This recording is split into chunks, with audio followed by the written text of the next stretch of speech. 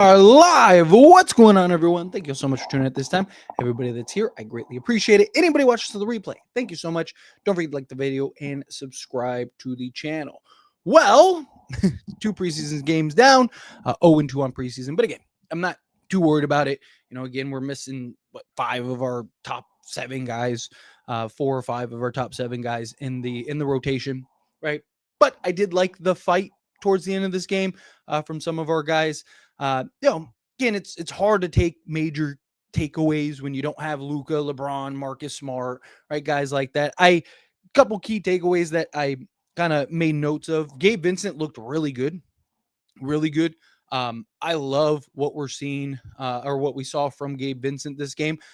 This looked, like a Miami Gabe.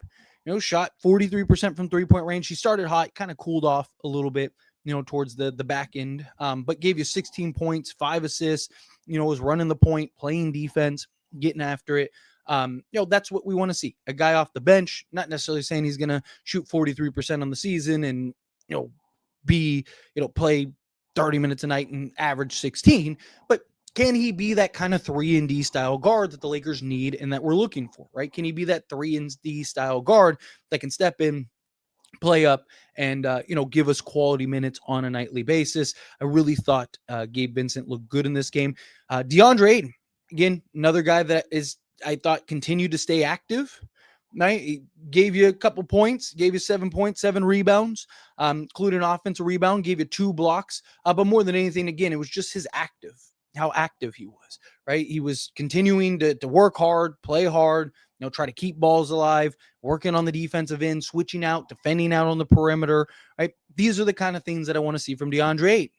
I'm not worried about the offense. I'm not worried about, all of the stuff with him outside of the defense side of things, because when we get Luka and LeBron and our offense is actually flowing and things are together, I will be totally okay. Like, he's going to have success on the offensive side of things, on the offensive side of the ball. So I'm not really worried about, a DeAndre Ayton and his performance offensively, right? I even talked about that after game 1. He only got 2 attempts in game 1. How many times was he like open, flashing, had established position? There was a couple nights tonight where they just missed him. With Luka and LeBron and stuff, that's not gonna happen. Luka's not gonna miss him when he's, setting the pick and slipping and wide open, or he can be the lob threat or all those things. So again, I'm not worried about DeAndre Ayton on the offensive side of things. He'll also get better quality shots, right? Like, he's having to work, right? Because he gets the ball, they're swarming him, they're trapping him, because they don't have Luka out there. They don't have Austin Reeves. They don't have LeBron James. They don't have the guys out there to where it's like, if we, trap and and go hard on DeAndre Ayton on the inside, now Luka's wide open. DeAndre Ayton's more than capable of the kick out pass, and now he's just shooting over the top and knocking down a 3-ball, right? So, I really liked what we're seeing from DeAndre Ayton as far as the activity on the defense side of things, the style in which he's been playing. Jackson Hayes, I thought gave us some quality minutes. I think he, again, another guy that I think will greatly benefit. All of these guys in general are going to benefit once we get Luka Doncic and LeBron James, right? Like, because guys like Jake LaRavia, Rui Hachimura, like these guys, they're not going to have to work as hard, right? Right now, you see, like, they don't have Austin, LeBron, and Luka Doncic. They're having to work as hard, right? They're having to work twice as hard. They have to now self-create and go out there and, push the pay and do all these things, where you're not going to have to worry about that when you get Luka back and LeBron and all those things, right? When those guys come back, you'll be fine, right? At that point, it's just, just maintaining and having guys, just play their role. Right? Rui Hachimura is not going to have to create as much. He's going to be more of a catch and shoot 3-point shooter, as we've seen. So he's going to get just better quality looks, better quality shots. So DeAndre Ayton, or the Lakers, period, are going to be much better once we get Luka and LeBron as the offensive engine. But Jackson Hayes, one of the things that I really wanted to see that so far we haven't seen in these 2 games is just better discipline and patience, right? That's kind of been one of the frustrating things, during his Laker tenure, is Jackson Hayes you see with the screens, right? He's got to be patient, set those screens, set them sturdy, set them strong, but don't move, right? Like it's like every game he's getting a moving screen violation, right? And it's something that they don't want to call like regularly. Like, is that something the refs are like actively trying to call? Like almost every screen is a moving screen, but like when it's that blatantly obvious, right? Like it's like the ref has no choice; they have to call it. On the defensive side of things, I'm not talking about like the Jimmy Butler, like he had that like kind of trap where he was kind of in that awkward spot, right? He was kind of in a rock and a hard place, and it's like, he has no choice. He's like, he's basically already set up for failure. Talk about just in general, right? Protecting the rim, going straight up, right? Not not falling for the pump fakes, things like that. He needs to just have better discipline, better patience on the defensive side of things. Because I do think he has the athleticism, he has the foot speed, he has the capability of defending out on the perimeter, defending in the pick and roll, defending at the rim. He just needs that discipline. He needs better discipline. He needs to just let things settle. And, not everything has to be a highlight play. I understand that he's there for the energy and the effort. And, you're probably looking most nights for him to play 15 minutes, something like that. And, just give you a good steady dose of athleticism and injection in there. But you want to see him be just getting better discipline, right? Like just have that better patience. Let things kind of settle. You don't have to, you don't have to block every shot. Just stay your position. Use your size and length to disrupt things, right? Like you don't, sometimes you don't even have to jump, just stand there, right? Like you have the advantage, especially against smaller players, right? So I'm hoping that that's something he can kind of continue to work on, can continue to develop. Jake LaRavia, offensively, he was a little rocky in the first game. Started off a little rocky this game, and then really started to come alive. Right, he ended up finishing the game 5 of 10, but I think he made like 5 out of his last 7, if I'm not mistaken.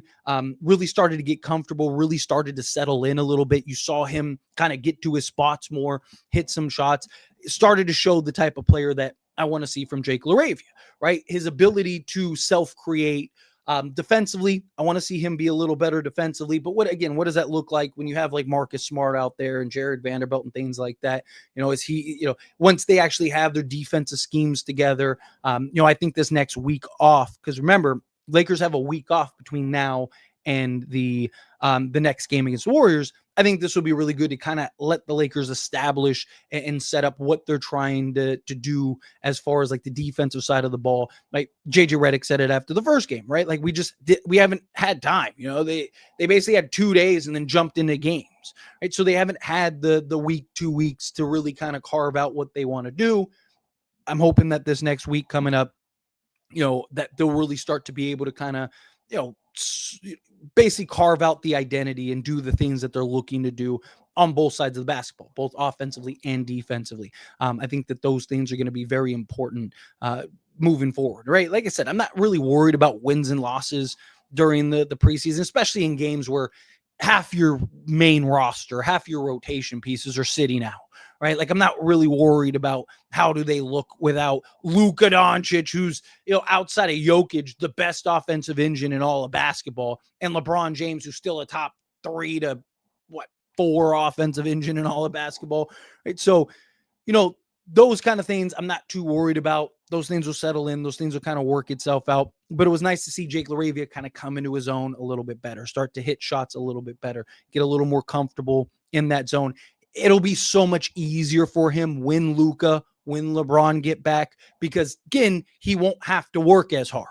Right now, he has to work hard because he doesn't have those guys to set him up, and he can cut off the break and get to spots and establish position, do all these things, or be a catch and shoot guy and just get better quality looks and shots, right? He's having to self-create. He's having to kind of put things together, right? Like he's having to kind of, be a self-creator, which he's shown the ability to, but during the regular season, you're not going to be looking for him to do that as much, at least right now. That's something as he progresses as a player, I think he'll get more and more comfortable with. But, as on at least this season, he's going to be looked more to be an off-ball guy playing within the offensive schemes alongside Luka, LeBron, and Austin Reeves. So, again, liked what I saw from Jake LaRavia. As the game kind of progressed, he was a little rocky to start the game, but really kind of got himself together. Rui Hachimura, I already touched on. I really do think that Rui will benefit so much more from. I think Rui needs Luka and LeBron, right? He needs those guys to self-create for him. He's a guy that can create for himself. We've seen him have games where he goes off for 20 and does all those things, or steps up really big when LeBron's out for a night or whatever. But you need those playmakers. You need those guys because he's been really good and adapted very well as an off-ball mover, cutter, and slasher, and breaking off the wing, right? So to me, I think once you get Luka back and you get LeBron and stuff like that, they're going to be able to find him. Again, he's just going to have an easier time scoring the basketball than he is right now currently. Jared Vanderbilt, right? Jared Vanderbilt, I mean, he has to start. I mean, it's that simple. If this is the Jared Vanderbilt we're getting, you have to start him. I mean, the guy looks every bit the 2023 Jared Vanderbilt, right? He's over here, crossing behind the back, doing Euro steps, finishing with one. Then he had another play where he crossed dude over, sidestepped, Euro stepped into contact and finished for the and one. He knocked down a three ball. Like I said, you can see he's much more comfortable, much more confident shooting the three ball. He's settling in that regard. Really like what we're seeing from Jared Vanderbilt. Still, some areas of improvement offensively. Needs to do a better job of protecting the basketball in traffic, right? Especially when he's trying to create penetration. He still needs work in that regard, but he seems to he did a better job finishing at the rim. That's been a concern with him. And then his 3-point shooting definitely still needs a little work. Like I said, I think for Jared Vanderbilt and his 3-point shot, I think it's just reps. Really, that's all it is. You see the change in his shot. You see the quicker release in his shot. And I just think that at this point, he just needs in-game reps. I wouldn't be surprised if early on this season, like the first, 15, 20 games, he's kind of hot and cold, right? And then as the season progresses, you really start to see that growth in his shooting. Because to me, just looking at him shooting, he's much more confident, much more comfortable, better looking shot, quicker release. I just think he needs in-game reps. It's very different when you're, taking shots in an open gym and, guys holding up a stick, right? It's different when now the pressure's on, you got defenses collapsing, you got a hand in your face, you got these things that are there. I just think he needs just to get, again, those in-game reps, get comfortable in those reps. But this version of Jared Vanderbilt has to be our starter. We have more than enough offense with Luka Doncic, Austin Reeves, LeBron James, and DeAndre Ayton.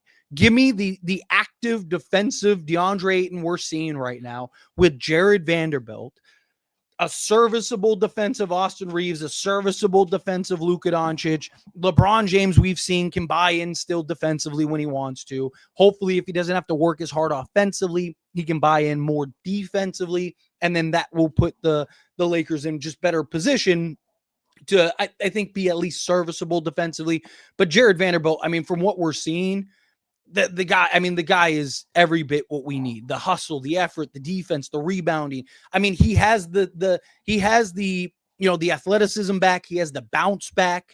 He has the foot speed back. I mean, he gave us 9 points, 7 rebounds, including 3 offensive, 4 assists, and 3 steals, right? Like, he was 4 or 8 from the floor, 1 of 3 from 3, 33%, which isn't great, but like, I'll take it. Like I said, if he's 34, 35% from 3-point range, to me, that's a win for the Lakers this season, right? If he could just give us basically the stat line he gave us tonight, which I don't think is a crazy stat line for him. He did it in 21 minutes, right? Like, if he could basically be, 8 to 10 points, give me 6 to 8 rebounds, couple assists, a couple steals, I think he has to be your starter. He has to.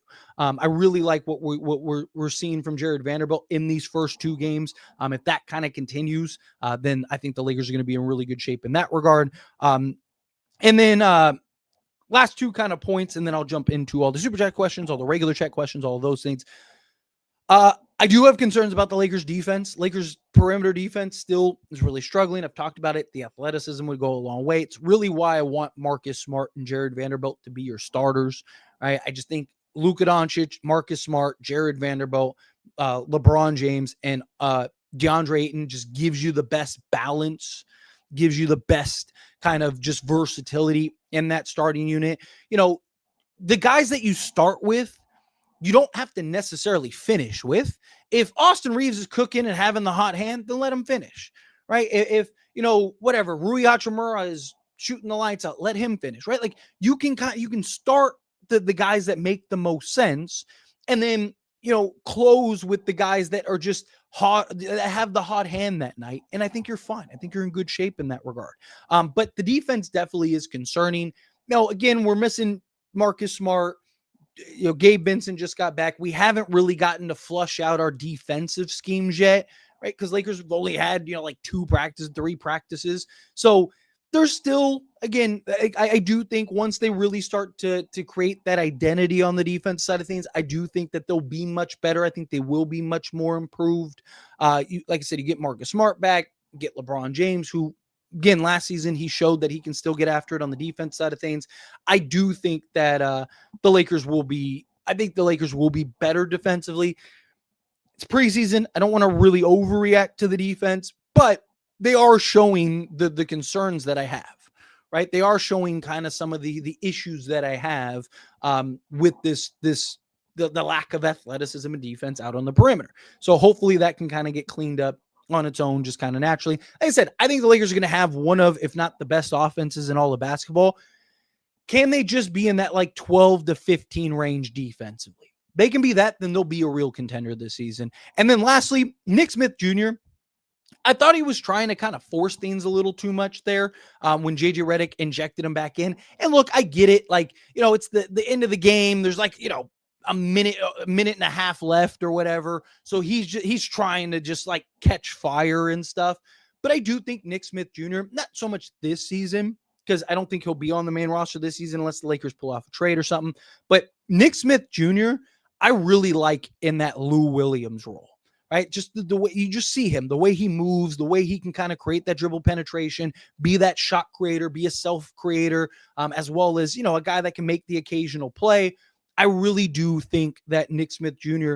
can be a valuable piece to this Lakers team going forward. He's still incredibly young. Off the top of my head, I think he's like, 21, 22, something like that. I think he's 21, will be 22 in a couple months, something like that. He still has a ton of growth, ton of potential, but you can see, like, it's there, right? His ability to self-create, his ability to kind of get to spots, shoot over the top. I just, for a team in the Lakers that were dead last in bench scoring, a guy like Nick Smith Jr., I do think could be very valuable for this Lakers team going forward, right? Kind of, help him develop a little bit under the Lakers banner, give him a couple games here and there over the course of the regular season. Again, you pull off a trade and you just need a body, I wouldn't mind signing him and bringing him on.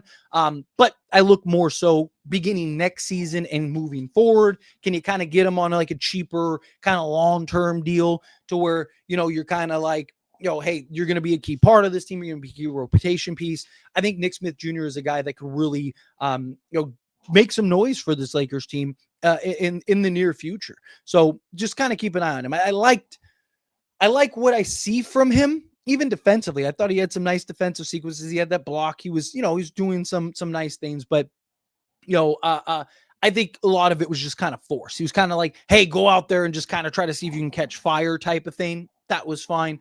But I really liked what I saw from Nick Smith Jr. And I think he's going to be a piece going forward.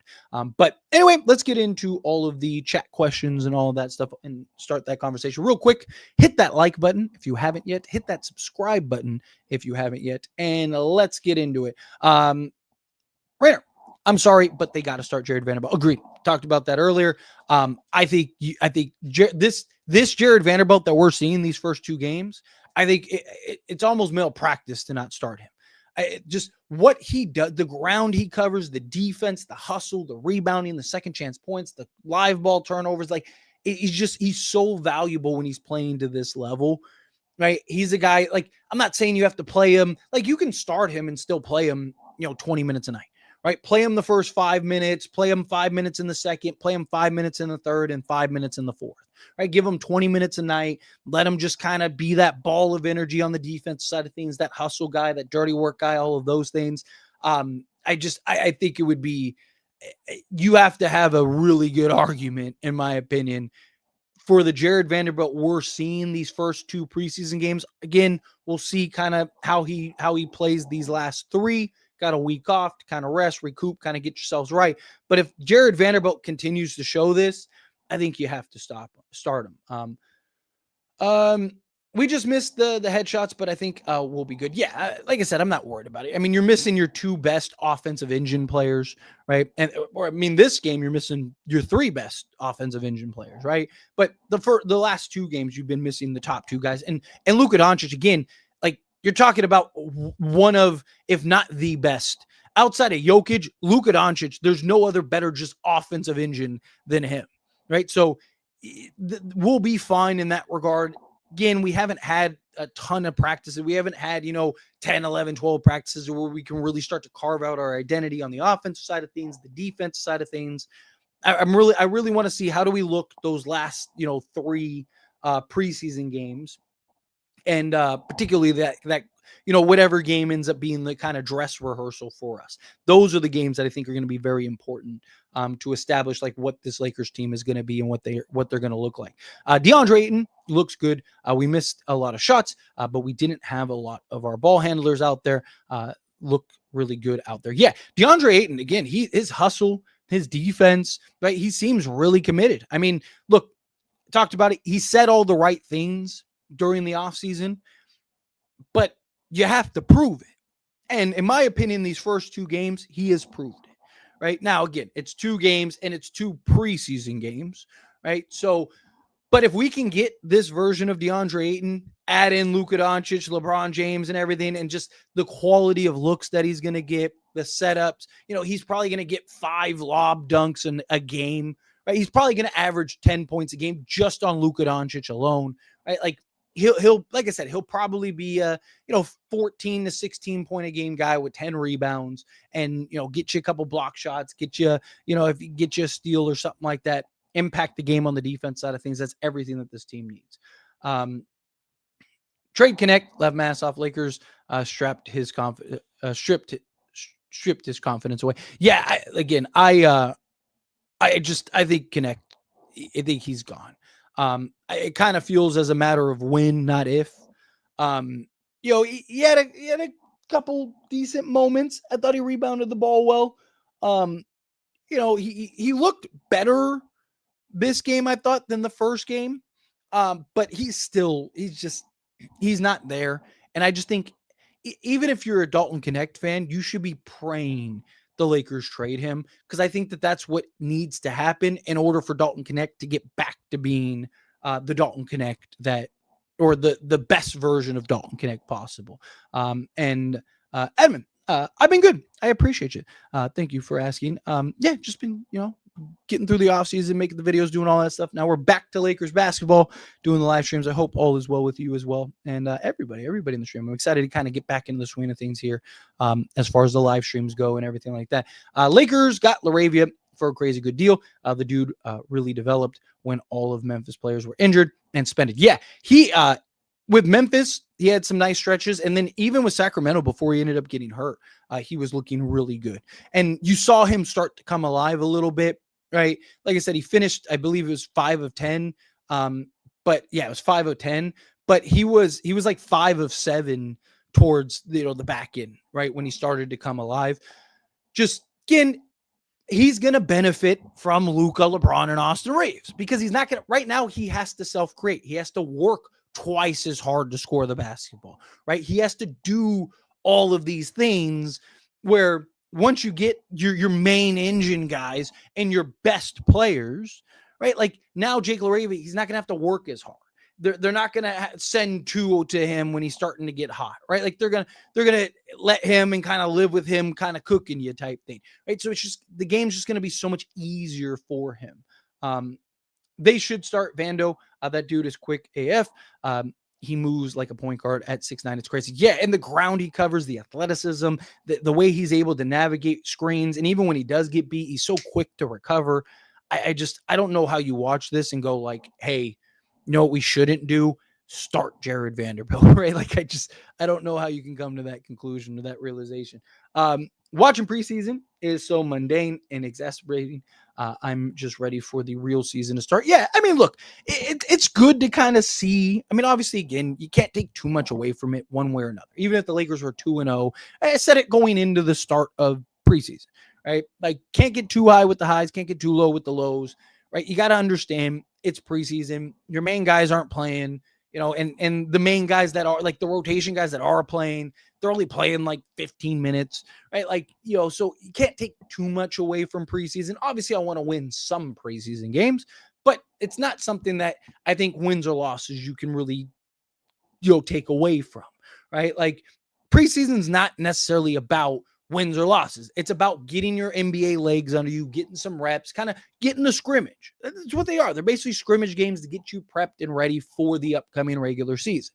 Even if the Lakers won the last 2 games by 20 points, right? Let's say Lakers are 2-0 right now and won both games by 20 points. Don't get me wrong. I'd be excited, probably be talking a little mess, but the reality is like, you can't take even the wins. You can't take too much away from the wins, right? Like, this is just about getting and working on the things that you need to get and work on to get you into the regular season. Luka, Reeves, Vando, LeBron, and Ayton. Yeah, I think that's the 5 that they need to go with. Again, personally, I'd bring Reeves off the bench if I had my choice, but I don't think that they would do that. 2, I don't think Austin Reeves would want that to happen going into a contract year. So I think that's probably the starting 5, genuinely. What we're seeing Jared Vanderbilt do right now, again, I think it would be criminal not to start him. Bro, I hope Reeves has a good playoff run. He's going to have an even better regular season this year, but playoffs is what matters. Yeah, I mean, that's the big question with him, right? Like, we know what he can do in the regular season. We know in the regular season, he's a guy that go get you, 20 on a nightly basis. He's coming off a season where he averaged 20. It's the postseason, right? I've talked about it. Austin Reeves could average 50 points, 50 rebounds, and 50 assists, put up, video game numbers, and I will still be like, don't get me wrong, I'll hype him up. I'll give him credit where credit is due during the course of the regular season, but I will still be saying we need to see him do this in the playoffs, right? We need to see him play well in the playoffs, because my thing is, like, these last few playoff runs for him have not been great, and it wasn't just one series. People go, oh, it was just last season. No, again, go look at the previous Denver series. Go watch, some of the, like, the Warriors series. He wasn't great in that Warriors. Like, he's been bad at this point in more series than he's been good, right? As far as like efficiency and things like that go, and his percentages and stuff like that. So we need to see him be better in that regard. Regular season, like I said, I think he'll be good in the regular season. I'm curious to see the fit with him, LeBron, and now that you have DeAndre Ayton with Luka, because I could see DeAndre Ayton just naturally over the course of the season, just naturally kind of evolving in a third option just because of Luka. Because Luka's going to want to create that dribble penetration. He's going to want to get to his spots, and DeAndre Ayton's going to be his favorite outlet. And because that's what everywhere he's gone, the center lob, dump down pass is his favorite kind of setup. Doesn't mean it's his only thing. He still kicks out to shooters and does that other stuff, but he's still, like, he likes the style in which he likes to play. He wants that lob threat. He's constantly looking, keeping an eye on and surveying that. So I could see if that 2-man game which I think is going to be the best 2-man game in basketball. But if Luka Doncic and DeAndre Ayton are the 2-man game that I believe that they will be, I could see Ayton kind of naturally moving into the kind of that third spot, which I'm curious to see what that'll do for Austin Reeves. But again, a lot of basketball. We'll see how that plays out. Vando has stepped up. He looks good defensively. Shot looks better, and he should get better looks with Bron, AR, and Luka on the floor. Same with Ayton. Yeah, 100%. We got to keep in mind, too, you got to remember, last offseason, he got double foot surgery. Double, right? So that means he literally could not walk, could not run, could not crawl, could not do anything for like 3 months, 4 months. He had to learn how to walk again, right? Like, so, we got to keep in mind, like, that's why I talked about last season. He looked a step behind. He looked a little, people were like, well, if he was so great, why didn't Jared Vanderbilt? Because he wasn't this last season, right? Like he was coming off a double foot surgery. He was a step behind, and he was still the most versatile defensive player in all of basketball. Not my opinion, a literal statistical fact. Did an entire video breaking it down, right? By the numbers and everything, right? Jared Vanderbilt, this version of Jared Vanderbilt is, I mean, this is everything this Lakers team needs. Athleticism, defense, versatility. If he can just be half decent shooting the three ball and just be better finishing around the rim, Lakers are going to be really good. Bare minimum, they got to have Jared Vanderbilt in starting lineup. Agreed. I'm right there with you. My only worry about Vando starting is, do you get more out of Vando with 15 to 17 minutes a game versus 25 to 28 minutes a game? He expends a lot of energy when he's out there. Yeah, but that's the thing. Again, like, even if he starts, that doesn't necessarily mean you have to play him 30 minutes, right? Like, just because he starts doesn't necessarily mean that he has to, every lineup with the starters, he has to be in, right? Like, so you can do things where Jared Vanderbilt's out there. Maybe, I don't know if you were here earlier when I was talking about it, but, I talked about it. Like, you could give Jared Vanderbilt 20 minutes a night, right, and still have him be the starter. Have him run the first 5 minutes or whatever in the game, especially with Luka early on, right? We've seen from his Dallas years to even last year with the Lakers, he likes to get cooking in the first quarter. He likes to use the first quarter as his kind of, barometer for the rest of the game. So having a guy in Jared Vanderbilt and just the energy and the effort and just kind of giving you those little 5-minute bursts, I think, is where you can find the value in Jared Vanderbilt. So you can start him for 5 minutes, at the 7-minute mark or whatever, you take him out of the game, give him the rest until the second quarter. Then you bring him in for another 5 minutes in the second quarter. Then you bring him in, maybe towards the end of the half or something like that. Then give him another 5 minutes in the third quarter. You can start him with the starters in the third quarter if you want to, kind of give him that. And then the fourth quarter, maybe start him early, and then close with your main guys or whatever, whoever has the hot hand that night, in the fourth quarter. If Austin Reeves is cooking, then leave him out there with like Marcus Smart or whatever, right? Like, you can kind of judge it accordingly, right? Like, that's the thing we got to keep in mind. Like, and the coaches have to keep in mind too. Like, just because Jared Vanderbilt starts doesn't mean he has to. There's no rule that like your starter has to play 40 minutes, right? Or 30 minutes or 25 minutes. Like, there's like, you could start him for a minute and take him out, and then he could not play the rest of the game, right? So like, just because he's a starter doesn't mean that we have to play him 30 minutes, So, Tyler, if Reeves has a good playoff run, would you be okay with him making 35 to 40 million? No, unless he has like a unbelievable playoff run. My problem with paying Austin Reeves is not like, again, I think Austin Reeves is a good player. I know I get a lot of slack. People, you're a Reeves hater. I'm far from it. I'm just honest about Austin Reeves, right? I think he is a very good basketball player. Is he the second coming of Michael Jordan? No, right? But is he as bad as some people? Like, some people try, like, I talk about the pendulum swing with like the fandom, and just the overreactions one way or another. Like, it's like when we win, oh my God, we're the greatest team ever. When we lose, it's like, oh, this team is trash, trade everybody, right? Like, keeping that balance. It's the same thing with players, right? You have the camps that are like, Austin Reeves is the GOAT, Jordan who, LeBron who, Kobe who, Magic who, greatest Laker ever. He should have a statue outside. And then you have the other side of things that are like, he's absolute garbage. Trade him for a bag of chips. Why is he even in the league? Right? Like, he is a borderline all-star player. He is a very good basketball player. My problem with Austin Reeves is I think that there is a major redundancy with him and Luka Doncic. Yes, Luka has shown that he can have success playing alongside a secondary shot creator and playmaker. Think of Jalen Brunson when they went to the conference finals. You think of Kyrie Irving. This version of Austin Reeves now, today, Austin Reeves is better than the Jalen Brunson in Dallas. I'm not talking about New York Knicks Jalen Brunson that now is like the face of their franchise and leading them to conference finals and stuff. I'm talking about Dallas Mavericks Jalen Brunson. Austin Reeves is better than that version. So there is an argument to be there, but I think you need the exact right team, depth, athleticism, versatility. Like, the way the roster is currently constructed, I have my concerns that Luka and Austin Reeves as your two best players can lead you to the promised land. Austin Reeves, I think, pre-CBA is probably $30 million a year. This CBA, I would like him closer to 25 million.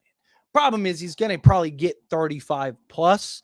And I just think regardless, it's a little too much for a guy that, we don't know if he can work to the success of championships, right? Could him and Luka Doncic work to the point where we're, a 3 seed every year? Sure. But we're the Lakers. We don't play for, seeding. We don't play for, making the conference finals. We play for NBA championships. And so can Austin Reeves as your second guy be enough to win you an NBA championship? I don't know. We haven't seen him an entire season as Austin Reeves, right? Like, and the problem is you're going to have to pay him in the hopes he can be that. We've seen him be that on, on a random night. We've seen him, with basically him and Jackson Hayes and a couple G League guys go into Boston and end up beating Boston on their home court in dominant fashion.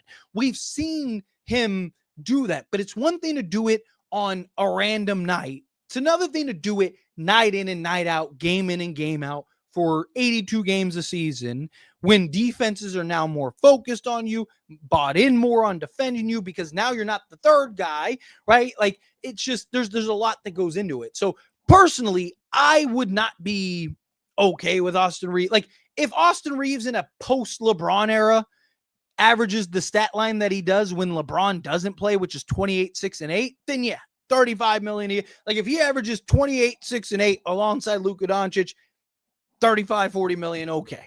But I don't know if he'll be that guy in a post LeBron era with Luka Doncic. So that's my problem. I personally would not be comfortable paying him 35 to 40 million personally. Yeah, I'm convinced now that Ayton will look a lot better with Luka and LeBron. 1,000%. I mean, 1,000%. Right? Like right now, every time Ayton touches the basketball, teams are just swarming him. They're not going to be able to do that to the degree that they're doing it right now because you're going to have to worry about LeBron and Luka. And DeAndre Ayton is a guy that can make plays out of the post. He can pass out of the post, find the cutter, stuff like that. DeAndre Ayton also just the field goal attempts, the shot attempts. He's just going to get better, easier looks, better quality looks. He'll be like I said, he'll probably be in that 14 to 16 point a night range. He'll go get you 10 rebounds. If he just gives us this level of energy and defense, Lakers are going to be in really good shape. Hey, Tyler, do you think Jared Vanderbilt is one of the greatest perimeter defenders in Lakers history? I've been meaning to ask you this particular question for quite some time now. Lakers have had a lot of like really good perimeter defensive players over the years. Even guys like Kobe, and the all defensive teams in years that he's done. LeBron James has had some really good defensive seasons over his career. Dennis, technically, if you count Dennis Rodman being a Laker for what was it, like 10 games, right? Like at least on paper, it would be the best defensive player. You think of guys like, Rick Fox and, Devin George, who basically built that career as like a 3 and D guy for you. Elgin Baylor, like a lot of guys. He's for modern standards. Yes. The problem is it's really hard to, stack metrics between now and like past years because the game is just so much different, and like certain things, like you don't have the hand checking rule and all these other things that you could do previously. Like as a defender, you could just like move, like if you can just guide a guy. Imagine Jared Vanderbilt guarding Steph if he could just kind of use his hands to push him where he wants him to go, right? He already is one of the, like I've said it, he's one of, if not arguably the best perimeter defender in all of basketball. It's not my opinion. Again, pick your 5 favorite players.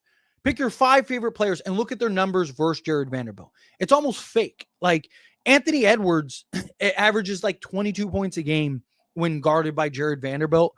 And he's like, he's like 28% or 28 points per game, like against everybody else, right? Like Steph Curry, all of it, like you name it, Kyrie, all of them. He is definitely one of the premier defensive guys in all of basketball, without a doubt. I'm sure if you looked at the defensive metrics and like compared them, I wouldn't be surprised if he's one of, if not the best, just like, by like, if you take his metrics and compare them by previous years, but there's so much context in all of that like it's hard. It'd be hard to really gauge that. You know what I mean? Like it'd be hard to really like properly assess that because Lakers have had some like all-time great historic guys, and even on the defensive side of things. But Jared Vanderbilt definitely I think is up there. I'd really have to like dive into the numbers to properly assess that. But like I think there would be an argument just off the top of my head. I think there'd be an argument to put him in, top 10, maybe top 7 all time, just because of what he's capable of doing in the ground he's able to cover, and just the NBA compared to the modern NBA.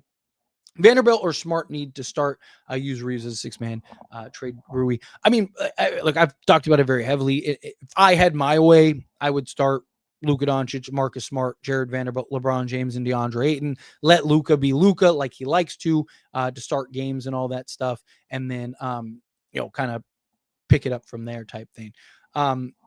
The work is showing with Vando for sure. But again, I don't know, man. 15, 18 minutes a game seems good for him. I don't know about 30 or 25 to 30 minutes a game for him. We will see. Yeah, like I said, I don't know about 25 to 30 minutes either a game for him personally. But I do think, again, like just because he starts, that doesn't mean he has to play 30 minutes, right? That's something we got to keep in mind, right? Like you can start him and still play him 20 minutes a night.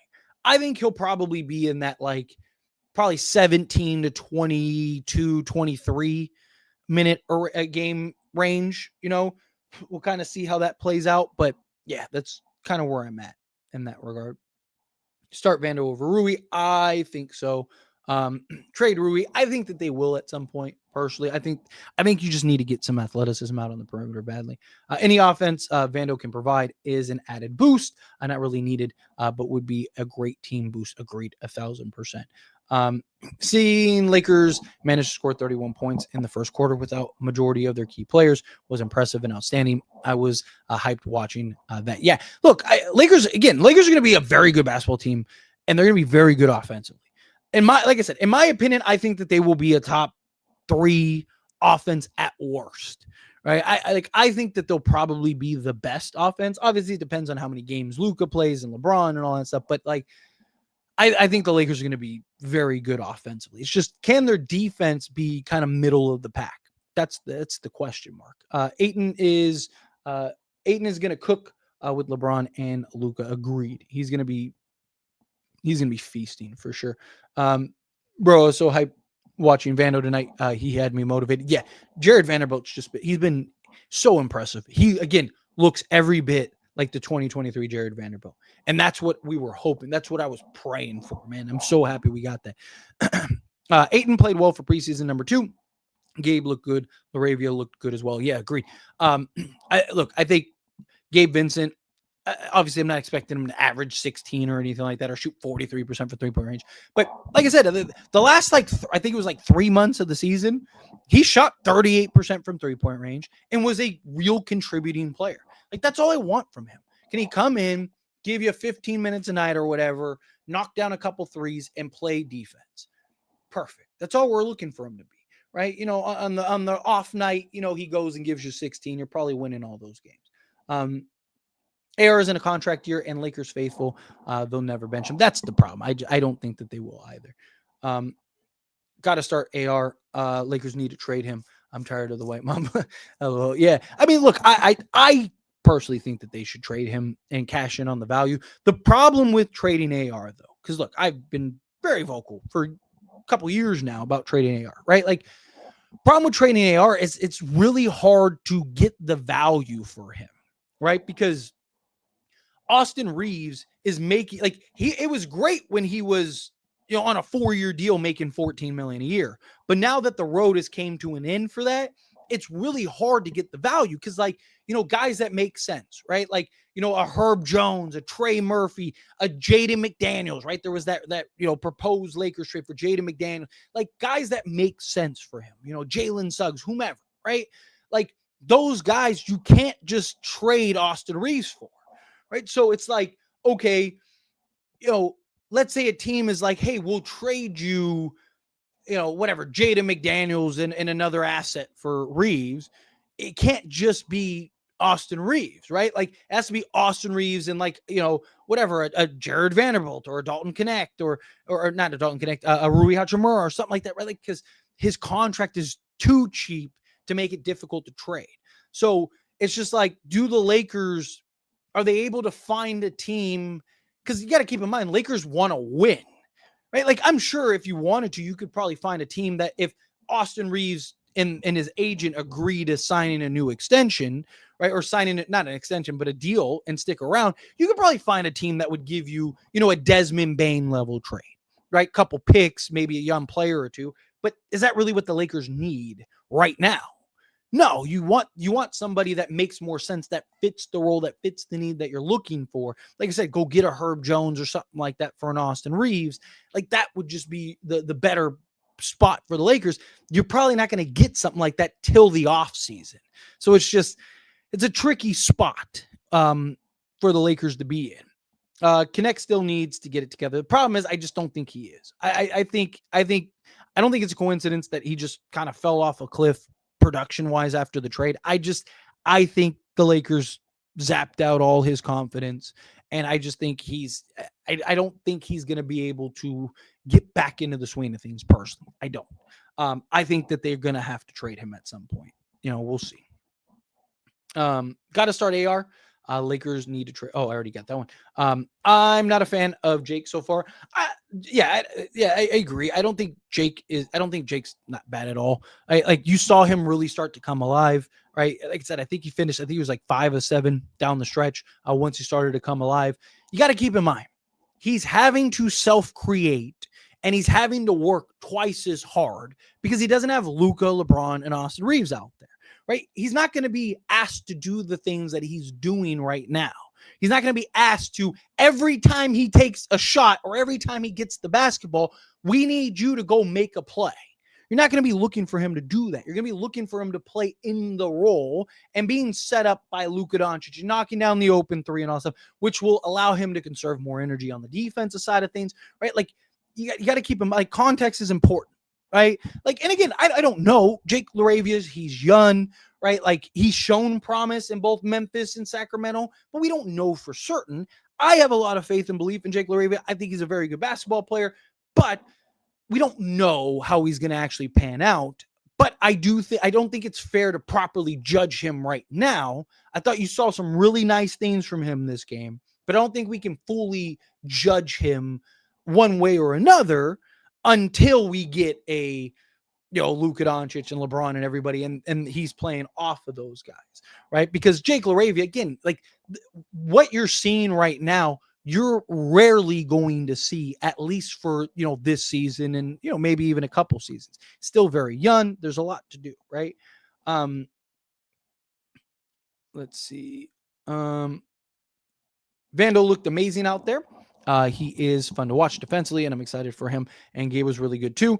He could be huge off the bench if he can do something like he did tonight during the regular season. Yeah, like I said, it's just consistency, right? Like Jared Vanderbilt, again, I talked very heavily. I think the Lakers have to start him. If he continues to play this way, you have to start him. But also, again, like as far as Gabe Vincent goes, I'm not expecting him to average 16 or anything like that off the bench, but can he just be a quality catch and shoot 3-point shooter? Like I said, the last 3 months or whatever it was at the end of the last season, he was 38% from 3-point range. If he can just give us that, if he can be 38% from 3-point range on, a handful of attempts and, be that, be an actual plus defender, that's all you could ask for him. Wasn't bad either. Missed some lobs, but look good defensively. Again, which is what we need. I love that these Jackson posters need him to do that during the season. Yes, DeAndre Ayton also, like, he's not getting good passes.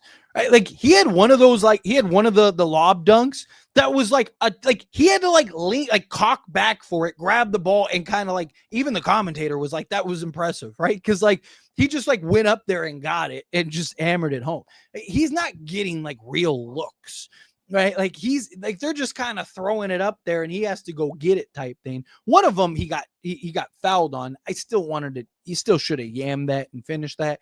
But again, like it's kind of hard to judge DeAndre Ayton's lobbing when you don't actually have a real playmaker throwing those lobs, right? Like when it's, your forwards that are throwing those lobs. He just got traded. He got traded and then immediately came back. I'd rather focus on RJ than Smith Jr. I don't think. I think Smith Jr. I think as far as like what you would need, RJ I look at as kind of another like Gabe Vincent, right?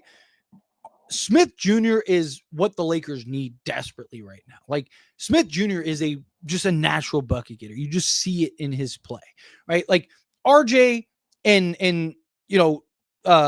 Nick are two guys that I think are just very different players. Like RJ, again, you would be looking to kind of play more the Gabe Vincent role. So, if you traded Gabe Vincent and you're looking to kind of replace him, RJ, I think, is a guy that could replace Gabe Vincent, be just a quality 3-and-D style guard off the bench for you, knock down the occasional three, give you good effort and hustle on the defense side of things.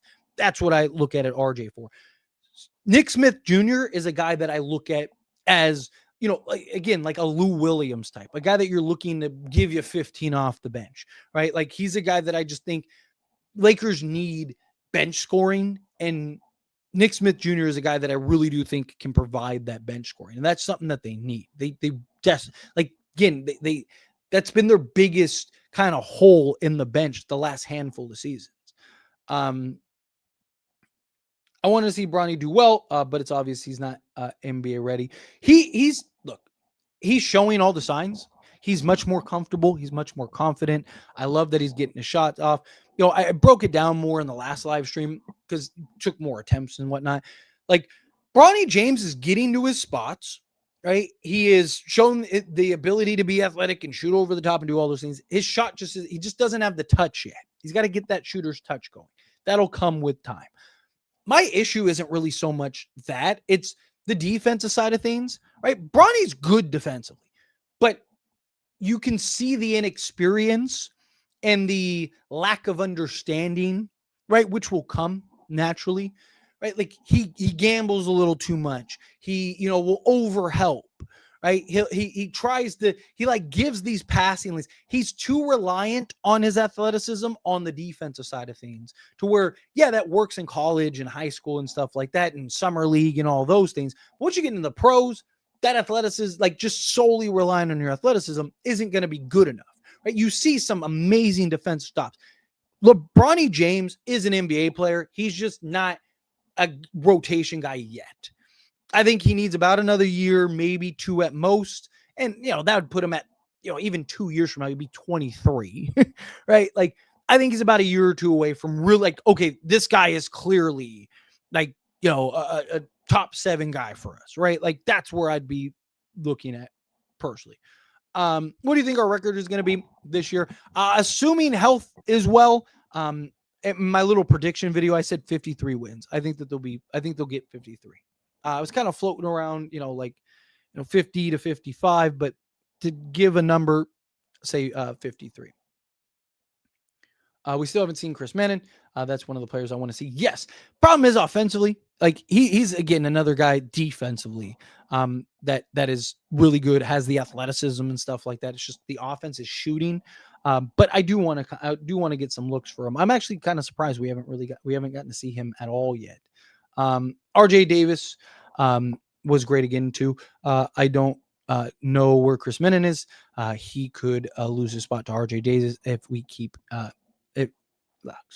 if he keeps playing well. I like Rui a lot, but I think we have to start Vando. I have to. Yes, agreed. And look, that could be why they're playing RJ Davis. Maybe they just want to kind of see him and kind of get a gauge on him over Chris Mannon. That's a very real possibility. Rui looked bad on defense in preseason. That's embarrassing. And the amount of effort Vando has in preseason compared to Rui shows we need him to start. Yeah. I mean, again, Rui's he doesn't have it. Right. And he's not going to have it. He doesn't have the athleticism and the foot speed that you're looking for him to be able to do that. He's a very good offensive player. Him off the bench, I could see him giving you 13 to 16 a night off the bench and being a sixth man for us. Right. But as far as what we need in that starting unit, I just don't think he's ever going to be able to give that to you.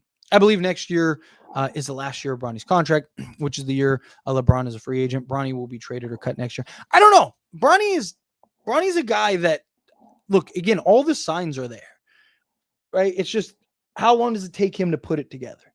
You got to remember, he's younger than our draft pick this year, right? Like, again, he has some really good, you see the confidence. He's night and day from last year. Like, without a doubt, he is night and day from last year. It's just, again, he needs to, like, like I've talked about, like with Jackson Hayes, guys, like better understand, better, better discipline, better patience, right? Like Bronny James is getting to his spots. He had, especially in that first game, there's a play in particular where he just, like, without screens or nothing, just created the dribble penetration, was able to get by his defender, put the guy on his hip, got to his spot, kind of sidestepped to his spot, elevated, shot over the top, and it just was short. But it was such a nice sequence. He had like several of those plays, right, where he was just getting to his spots and just getting his shot off, but he just doesn't have that touch yet, right? Once he starts to really get that, I think you'll really start to see a player. But seeing as this is a Laker channel, I know we have Lakers winning the season opener. Who do you have between OKC and Houston? Season opener.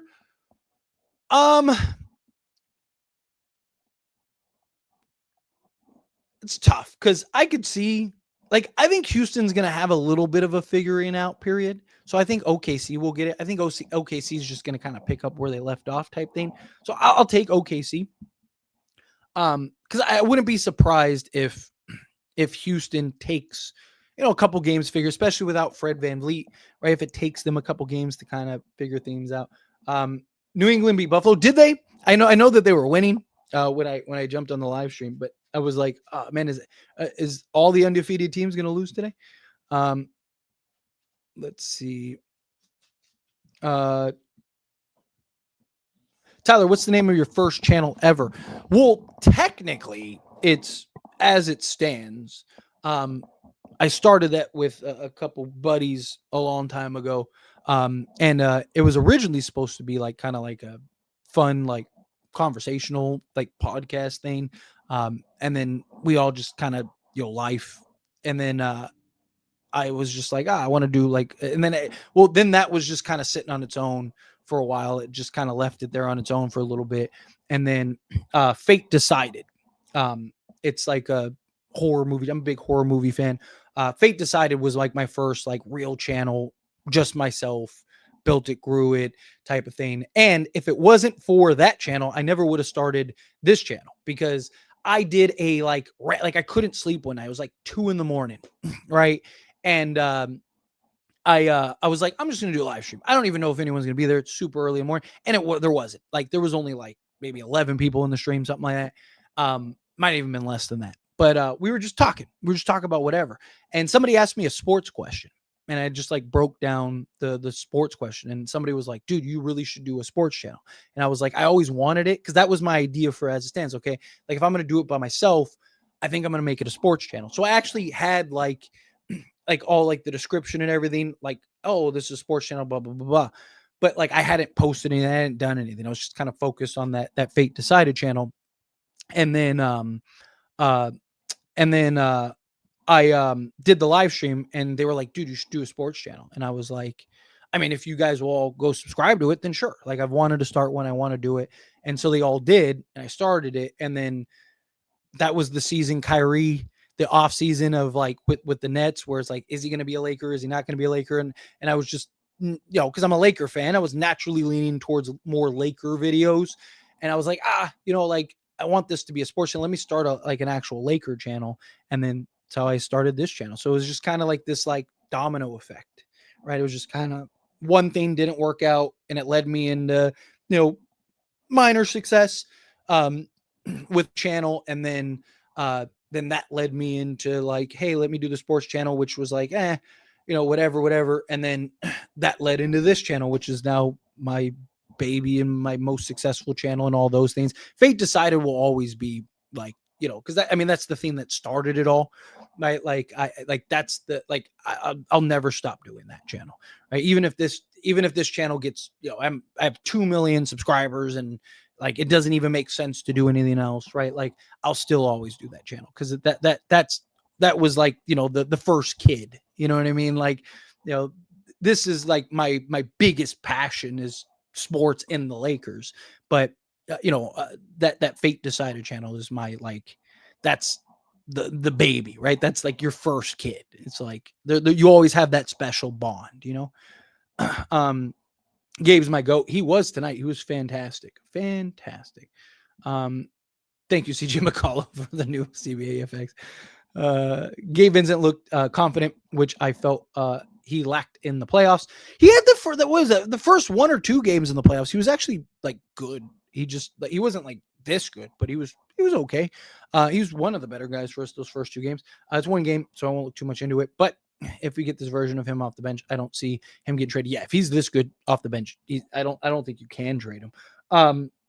He like I said, the last 3 months, I believe it was, he was 38% from 3-point range. If he can kind of be that for the Lakers, I think they'll be in good shape. Again, you got to keep in mind, like, to be fair, like he was getting off of, his injury. He's coming back from injury. It was his first season. I know he played 70 games, but he basically had a year and a half off, right? Trying to get back into the swing of things. RJ Davis is a good prospect for the Lakers. He showed flashes and potentially agreed. Lakers are playing without their first round pick as well. That will be additional good, great defense. Added in Marcus Smart, Vando as well. You can imagine all three of them on the floor at the same time. Yes, and Adu Thero, his athleticism, his length, his size. Talk about a guy, 6'7", 6'8", 41-inch vertical. He's got like a 7'1" wingspan. I love the center rotation. Finally, we have centers. Yeah, it's nice to finally have some guys that you can play on. Water, of course, water's wet is gonna be here. Oh brother, here we. I think of the what is it, the SpongeBob. Oh brother, this guy sucks. Yeah, seriously. It's funny. I was bragging about like a 24-point lead and you almost lost the game.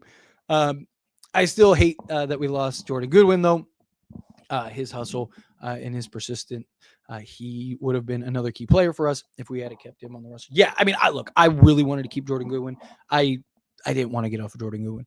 I get it. You're landing Marcus Smart, and if he can stay healthy, you can't say no to that, right? Like the potential for what he could bring in this team is just way too valuable. So we'll see, but I'm excited. Let's see. What are you saying?